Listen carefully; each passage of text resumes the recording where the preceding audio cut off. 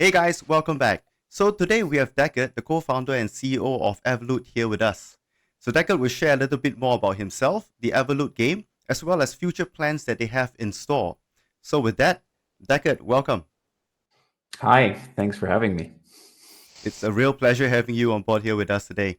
All right, so typically I like to learn a little bit more about the guests, the team behind the project, so to speak. So with that, maybe you can kick us off by sharing a little bit more about yourself and your background. Yeah, I'm Deckard. I inspired by Deckard Cain from Diablo, and you'll find more references about that in the game as well. My background is in computer science. I studied that, went to consulting, worked with Deloitte sometime, and yeah, and then I went into the product management, and so that means when I was in Web3, I was missing kind of the people that really did something for the customers, and made a good product that could stand on their own feet. And me coming from the product side, I was thinking like, why is there nothing like really striving for product market fit and just like going for a quick token? Why don't we have a product that works in Web3? And since then, some time has gone by. Other players have entered the market, but like we've been building something that has been a big dream for me, and that is Evolute. That's great to hear. I mean, you are pursuing your dreams right now. But just out of curiosity, how long have you been working for? You mentioned that you were working in Deloitte previously. Was that over a span of many years? Yeah, I was working for Deloitte about 3 years, and then I was working as a manager in a German manufacturing company, kind of high level jobs with a lot of developers and good salary, good pay, good political influence and stuff like that. But like I totally missed the creative part on that, and I'm a kind of gamer by heart. I spent more than I think 500 real world days in World of Warcraft back then. Oh, wow. And my parents wondered why I would ever make a career when I started like this. So I was always drawn back to, I never thought I would be self working for myself. I always thought, yeah, that's too stressful. Don't do that. But like once I had the idea, I just started with it. Just felt so good creating like your own world that people really enjoy. Mhm. And then it was just a like, I don't want to be at my deathbed and saying I did not try, and that's why I jumped in. I'm sure it's been a roller coaster ride for you. I think being an entrepreneur is definitely not easy, and there's a lot of trials and tests that you actually have to go through and overcome. What about your journey in crypto? When did you first learn about crypto and or Web3 gaming, and why do you decide to combine? You previously mentioned your interest in gaming. Why do you decide to combine your interest with gaming and crypto? Yeah, the very first thing was a bit funny. I was working as an intern in Bangkok for the company I was working then later for, and I was super bored because I didn't have anything to do on my job. So I was searching Reddit all day, and then this thing Bitcoin came up, and this was the Hmm. time where Bitcoin was about like $60. Oh wow. So I literally lived paycheck to paycheck. I like had nothing, like no money at all, and I poured all of it into that thing, right? Then Mount Gox got hacked, and it lost 50% of the value, and I was like, fuck. So once it regained something to like $40 or something like that, I sold everything, and I thought like, thank God I'm out of this. And then that was my first contact to Bitcoin. Then when I heard it hit 10,000, I was like, oh damn, fuck you guys. So that was that. And at that time, yeah, then kind of the classic stuff, you don't have time for gaming anymore, and so on and so on. So I just was sneaking in a few League of Legends, Dota games, stuff like that, that just fits, like no MMOs anymore. And until we had this idea and we kind of started on a tech basis, when we found out about this NFT standard, and we just started creating NFTs. And then I met my co-founder, who is like super capable of doing tech stuff. And we just like, I was just feeling like we can do magic with this, like suddenly the NFTs were going on missions and doing that. And like a whole world opened up for me because I was seeing World of Warcraft crafting, the auction house. I was seeing it, right? And I was like, okay, let's go. We need to do this. I think that was the starting point for all of us as well. You know, when we saw how crypto can merge with gaming. And I mean, myself, I've been a lifelong gamer as well. So when I saw that potential, that's what got me stuck into the space. And like for me, that was back in 2021, and I got stuck in the space all the way till now. But I think from your description, Bitcoin at $40 would have been a long, long, long time ago. Yes, that was a long, long, long. But you have to say, I was hibernating then for a lot of years, and I'm not a Bitcoin millionaire, not at all. I think I lost money with it. I'm one of the rare people that lost money with it, being early. And okay, so what about the company? Because you mentioned, you've never thought of yourself being an entrepreneur and starting your own company. Tell us a little bit more about Chain Food, the studio behind Evrloot. When did Yeah, the sure. company start? How many people do you have? And how do you meet your co-founders? Yeah. So, like full time in corporate, we are working for 1.5 years now. But it's been the journey has been more than 3 years until I met my co-founders. So, my best friend, he's self employed for 10 years. He had an employee, and the employee said like, I want to do cool Web3 stuff. I have the tech capabilities, but I don't have the idea. And then he kind of just match made us and said like, hey, I have a friend of mine. He has a lot of ideas. He's a product manager, and he wants to do something, but he's not a programmer. So that's how we met. So I met Lucas. He's like, I'm 38. He's 24. I think I'm lying, but something like that. And so there's quite an age difference here. But like it still immediately clicked because our energy levels kind of met, like and we just started and we found out and Joseph. So it's Joseph, Lucas, and me, Mhm. and that's how we started. And we was just experimenting, and then the community reacted so well to it that we kind of everything formed from there. So people were reaching out to us and saying like, hey, can I help, because this looks like Diablo, this looks like people were, like you said, seeing the potential and asked like, can I help? And to some people we said like, no, sorry, like we're 5 people now, that's really enough. And like we didn't pay anyone, right? So and then someone said, like for example, QBG, our blockchain developer, he didn't take no for an answer. So he took a Google Doc and made a whole proposal of what he would do to change to the smart contract, and how he would have developed the game so that we can send them on missions. And we were looking at this and said like, these people are so dedicated and there is no money whatsoever. And that's how this team built layer by layer. Obviously, people also left us, we weren't a good fit, but it's a team of enthusiasts, and that's what I'm really proud of. And it's great to hear as well because it seems like the three of you got together and then your enthusiasm and it basically infected the other people, the community as well. And then people started to volunteer their time. Hey, I want to help out doing this. Hey, let me draft this Yeah, yeah, document. yeah, Let me do exactly. that. Yeah, and I think it's a testament as well to how your community is currently because I've been in the Evolute Discord a little bit, and throughout all this everything that's happening with the campaign and everything right now, the community has been very understanding. They are very patient. They are very encouraging, and that's something that you don't find in many communities here in Web3. So I think it's a testament to how you guys build and grow the community since Yeah. all those years ago.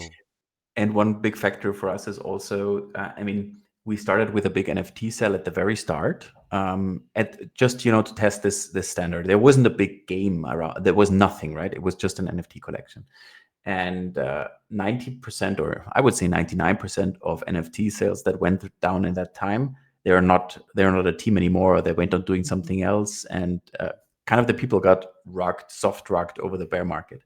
But we just kept on building, and that's kind of what put a lot of trust in people, because they're not like, it was never about your bags rising with your NFT. We never used that terminology. Kind of uh, it helped the people financially as well, right? So I think we were the only collection that was raising in value, but that was never the thing we kind of anticipated to do at first. We wanted to make a place that people enjoy, and we wanted to give them something to do with the NFT that we did.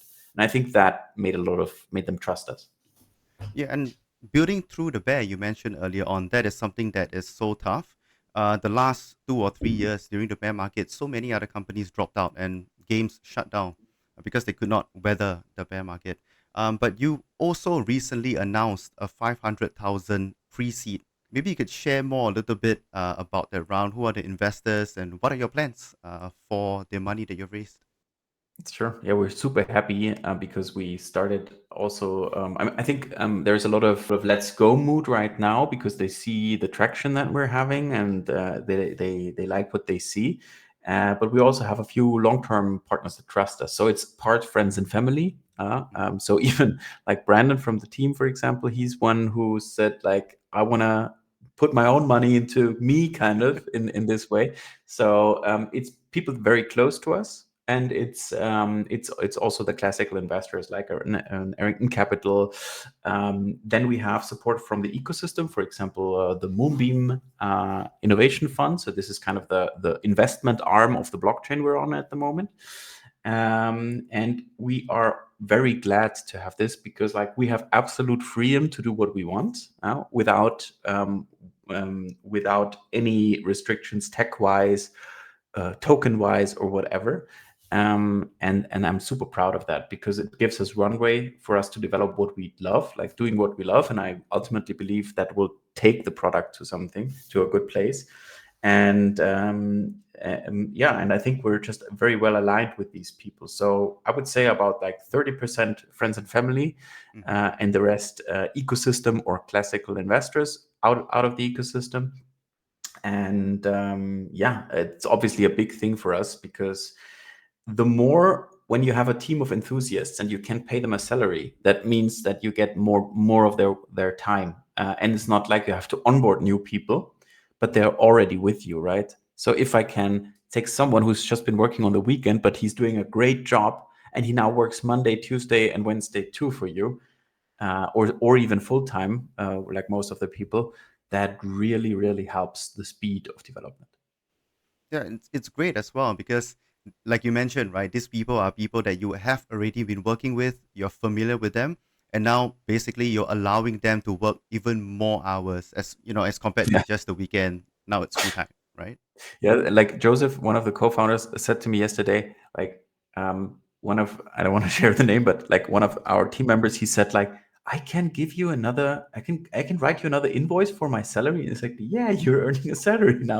Like he didn't believe it, right? So that he can earn money with the stuff he loves. He spends crazy hours into that, but people are still like in doubt that this is real.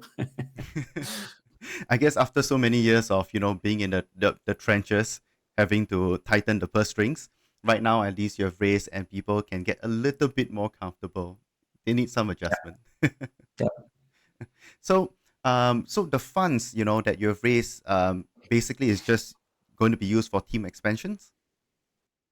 Um, it's um, it's more used like we feel quite comfortable with a team of 12, 13 people with interns that we have right now to do that. So rather for expanding the team, it will be used to secure a runway so that we kind of have a stability over changing markets. Obviously, 500,000 in a company context, isn't securing us for 5 years, obviously, but that is kind of the main priority. And the second priority, which is also super important, more important than extending the team, is marketing. We haven't done any marketing before. We're just like word to mouth, and we need to get the message out because we'd love to have a world where you don't need any marketing, where everything comes organic. But unfortunately, that only works for like a few very small percent of teams that work like this, and the rest they have to do some marketing. So that's kind of these two things. And there are some big events that we're preparing for next year. Mhm. At some point, we're going to release a token. And for example, if you release a token, there you need liquidity. You need maybe money to list it on a central exchange. So yeah, a team with money has a lot more options on the table. Yeah, that's very understandable, and it's good because I can tell that you're very prudent with the expenditure and the spending as well. So I think you'll be able to stretch the runway from there.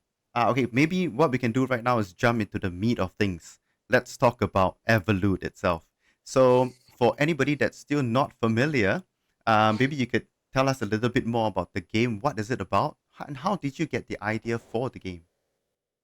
Yeah, maybe start with the second question. So how did we get the idea? We started with an NFT standard that we all loved, and you explained something like, "Hey, Web3 and gaming that could match." Like it was that technology in specific and gaming that kind of made click in our heads, where we said like, "Oh my god!" And that technology is called Remark. It's kind of just a standard. It's an ERC. It's a team that did it, but they are available as ERCs at the moment. So I don't know, ERC 7401, whatever. It's a standard that we can use on EVM that defines kind of a hierarchy of NFTs. So that means, for example, I have an Archer class, and that Archer class is a base NFT, and you can view this Archer class as hundreds of layers of PNGs stacked on top of each other. And you can define certain things. For example, you can define that there is a slot for your hand, and this slot for your hand, you can put a bow onto it. And this bow can be another NFT. So these are like, both are NFTs on the same level, but the one kind of is allowed that this is a class of NFT that can be equipped to this specific slot. So the bow NFT comes with a small preview image that shows the full bow, but it also comes with a second resource that's also an ERC, where it renders on top of this Archer class perfectly. So, for example, that the fingers are above it's cut out for the fingers and all of the stuff, so that the layers they match kind of that character. And in our case, for example, if we have an X, if you equip it left hand, right hand, we would give it like 2 more PNGs for left hand, right hand, and so on. So we found that and said like, this is really cool for RPGs, right? So if we can make if these items that can drop in an expedition, in a dungeon, if they are NFTs by themselves and are not like 99% just metadata on an NFT that is done by birth, and can, like, these NFTs can evolve. They are a safe game, literally, of your game. They are so much more than just a thing that's minted once, and then if it changes, has to be deleted and reminted, right? They can really develop with the content that's coming out, and they can develop in a meaningful way. So, for example, we can attribute experience points as soulbound NFTs to the characters. We can, if someone gets a master fisherman and he gets a badge, this badge is a soulbound NFT, right? So in this package of NFTs, which can be equipped to your character, or are soulbound on the base layer of the character, they come, if I send you this character, it comes with all of the stuff that's equipped to it, or I unequip the bow and sell it separately. So this is the core vision that kind of made us start the game, that we said like, this is awesome for RPGs. We want to do that. So what we then did is we started to make these characters and then let them go on idle missions. Which means like your character is out for like 2 to 12 hours and doing something. Then we introduced luck and magic finds and stuff so the game at the start, it just started from the tech perspective, but we then formed a vision around that we want to be the casual MMO in your browser. And that means, aside from looking at the charts, you have a browser tab open where Evrloot sucks you into this immersive world with people trading, people going on missions. Before you go to bed, you send your character on a 12-hour mission. You check in the morning, character comes back, has an epic find that you can trade with other people on the marketplace. You can craft, you can go to dungeons, find loot, have to make it out alive. It's a tactical auto battler in there. And we see this as a world that evolves with you, the player, and where you have to make the decisions that shape the full world. And we'd love to have you in the game. That's a very long description, but it shows how much you guys have put in, how much you have thought about the game, and how much you have actually been building as well. So you mentioned earlier on, so the idle part of the game where you can send the characters over for 2-hour, 12-hour missions, and then you have your crafting and professions as well. But I believe you mentioned earlier on there's an active part of the game. It's a roguelike portion of the game where people can actively play. Maybe you can tell us a little bit more about that portion of the game. Yeah, sure. This is called Expeditions. You send your character, and in the future, party of characters to this expedition. You navigate through the rooms. You click basically on these doors. You will encounter enemies, and these enemies, the fights run in an auto battler style, and the result depends on your placement of your characters, the abilities you select, and kind of the enemy you encounter. So I'm getting a bit ahead of myself because right now it's a one character dungeon run, but it will not be party based in the future. So you run through this, and when loot drops from these enemies, your task is to get the loot out safely, basically. So if you think the loot is very valuable to you, you have to find an exit, because if you get killed, you lose all your loot and you take your experience with you, but the loot is gone. So it's kind of, do I push on or do I risk it? I've encountered it myself as well. So sometimes it's like, should I push a little bit more, just one more room, or should I, go back and try to find the exit? Yeah, myself too. Like coming back with 1% HP to the guy, or like coming in the room and then dying at the exit. I've had that as well with an epic in my Oh yeah. my god, with an epic in your loot. Yes. Oh man.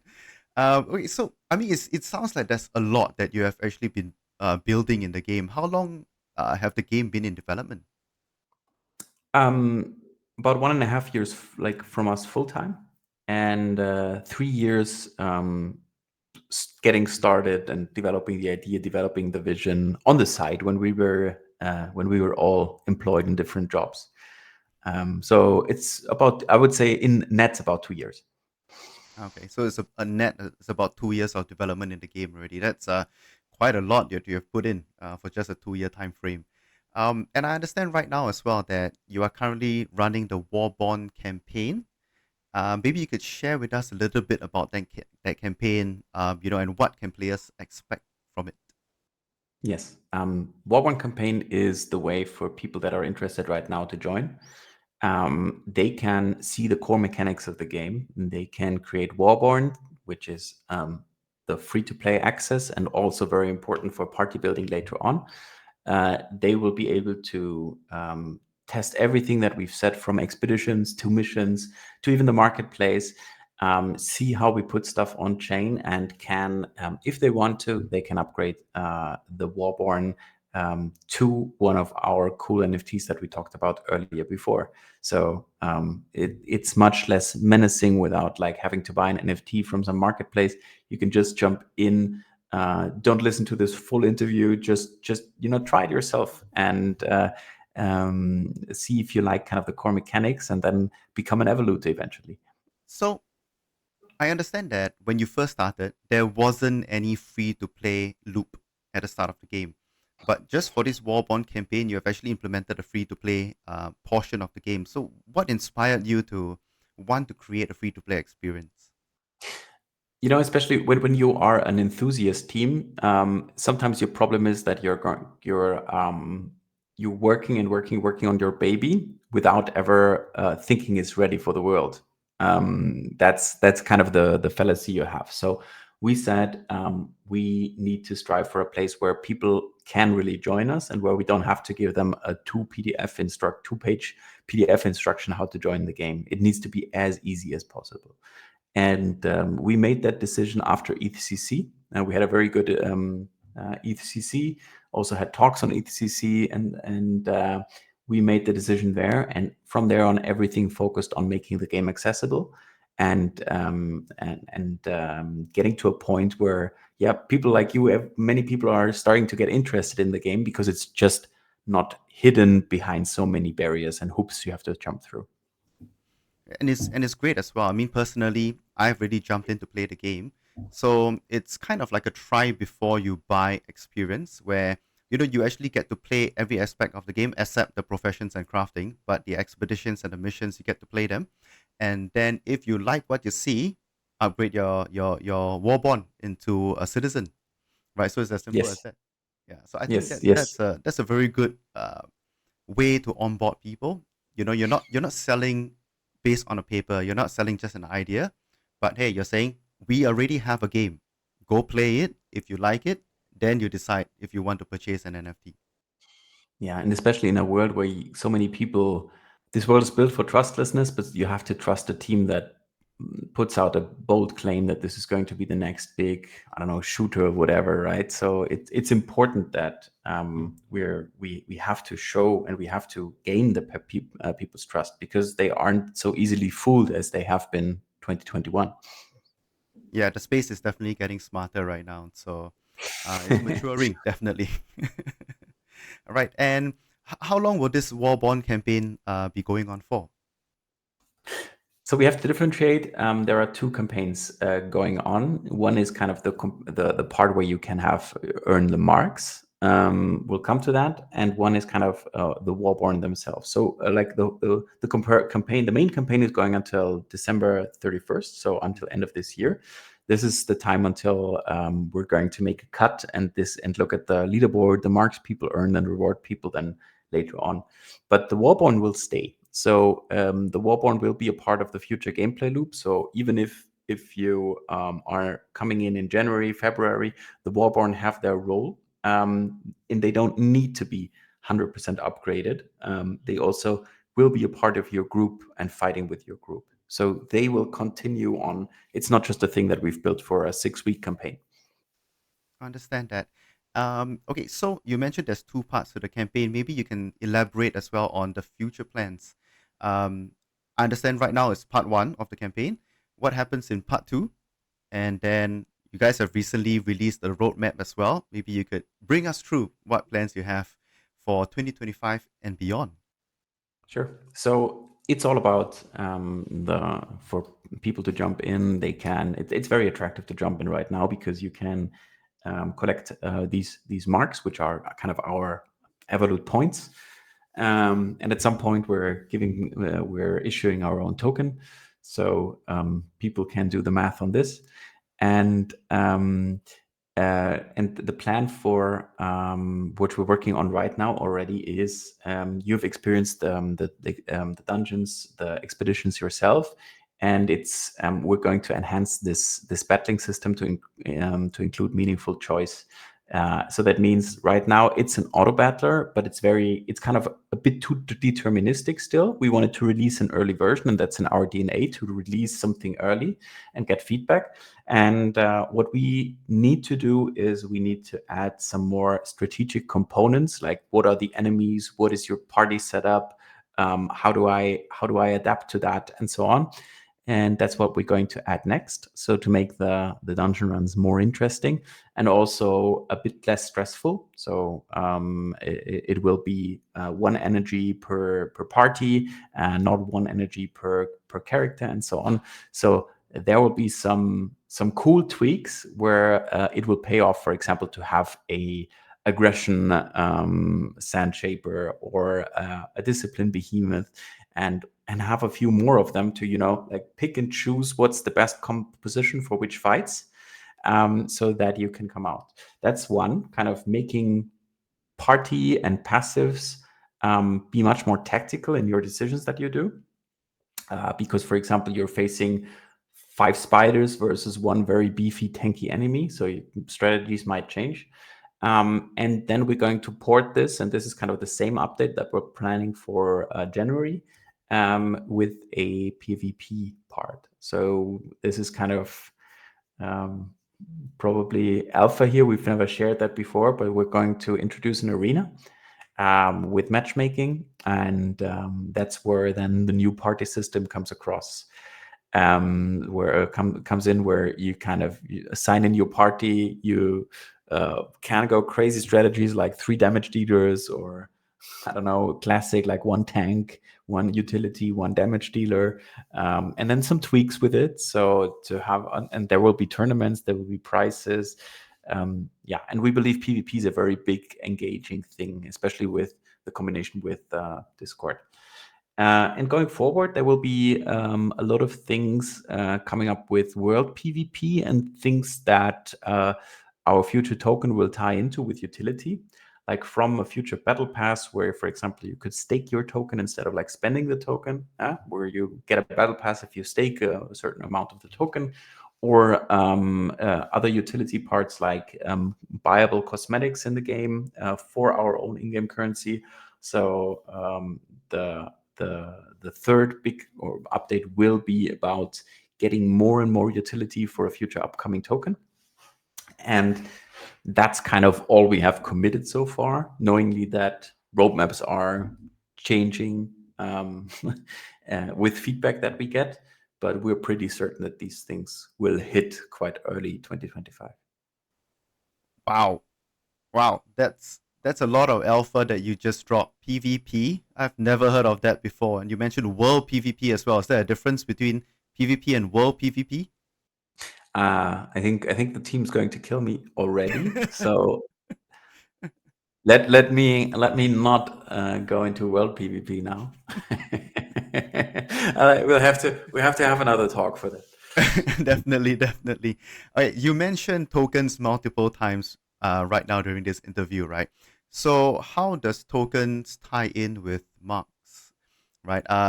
TGE. Okay, so you mentioned earlier on marks generation event. So I'm assuming that has something to do with the token.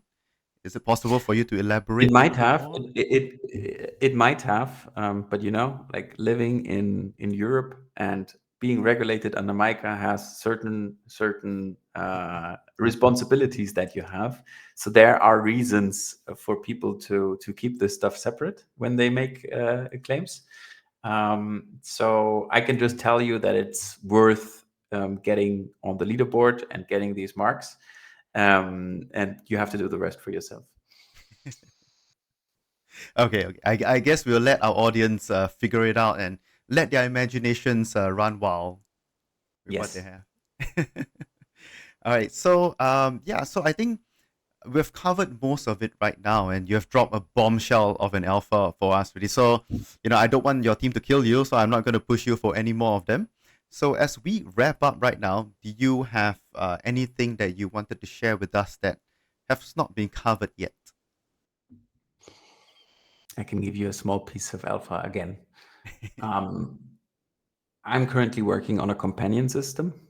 I'm designing that to assist you in battle. And you can collect these companions, and they will be kind of a small layer of gameplay on top of the party system to kind of tweak a few things, kind of highlight a few strengths or exploit a few weaknesses of the enemy team.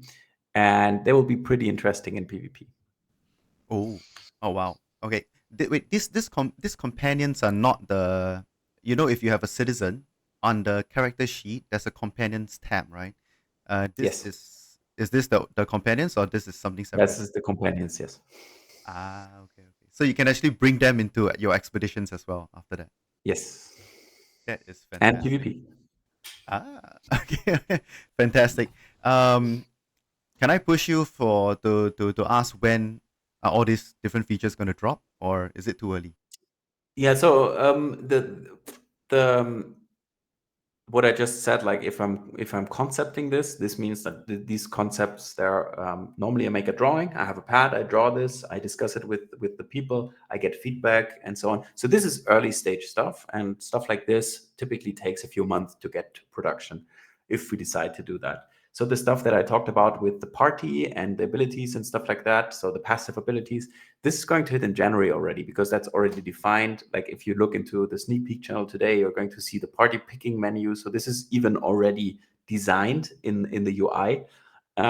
So that we have different stages of readiness. And what I told you with the companions is kind of the earliest stage where I make the concept. But stuff like the battle pass, all of that, it's already designed. So you can expect the first big update to hit in January, and we already will have some content updates already this week again.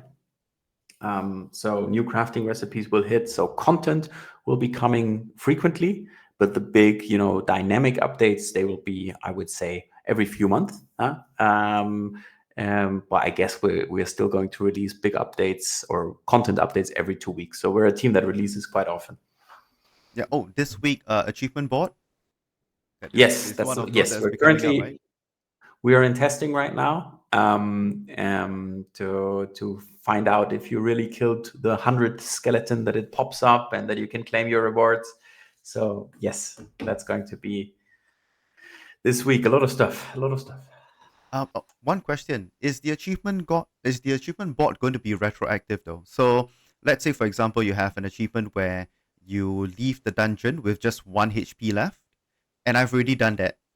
Will it be counted for the achievement board, or do I have to risk it again? It it can be that we have that, but I would say the majority of stuff is not retroactive Okay. because Okay. because we want you to we don't want you to have like 80% of the board light up already, so Understand that. it will be a gradual experience for you, but there is some stuff that you probably don't have right now already, so yeah, will be interesting. All right. I'm looking forward to the achievement board dropping as well at the end of this week. I'm actually just waiting for that right now, just to sneak peek and take a look at what are all the different achievements and how can I go about doing all of them. One Nice. other question that I have: the achievement board, is it valid till the 31st of December only, or will it spill over to the second phase of the campaign as well? Yeah, it will spill over. The achievement board will have different rewards then, because Marx isn't the star of the show anymore. And after the second phase, also kind of the upgrading your Warborn isn't in the center anymore. But we see this progression and this bit more of, like guiding, like you have something you're striving towards, and you have something that also rewards some kind of grind in a way. That's very important. And we see, for example, something like unlocking a very special companion if you mention to do, I don't know, I'm just saying something, 1000 missions in this, and you get this super cool bird companion when you do that. And there are cool mechanics that we can reward people with in-game stuff on this board that are not the Marks campaign right now, and that's what we're preparing. Okay, okay. I guess we'll wait for the achievement board to drop, and then we can take a. It's kind of like a preview into the phase two of the campaign. So, Yeah, it is. all right, fantastic. Okay, so Deckard, thank you so much for your time. Is there any last minute things that you want to share with us? No, I'm good. I'm shutting my mouth and don't spill anything more. All right, fantastic. We need to have you on again sometime. To talk about once phase two launches. Then we can talk about all the events that's going on in phase two, as well as more solid future plans that you have going on back when that happens. Cool. Thank you for your time, Winter. All right, thank you so much, Deckard.